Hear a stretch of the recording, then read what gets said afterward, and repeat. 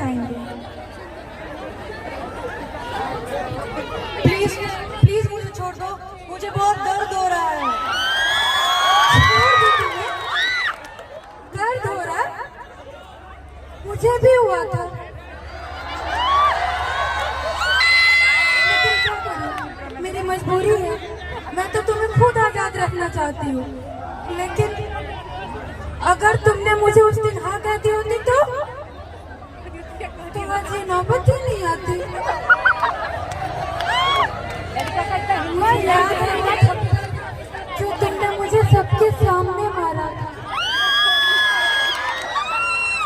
और क्या कहा था, मैं तुमसे नफरत करता हूँ।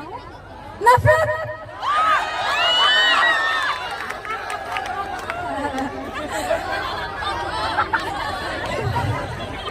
मजाक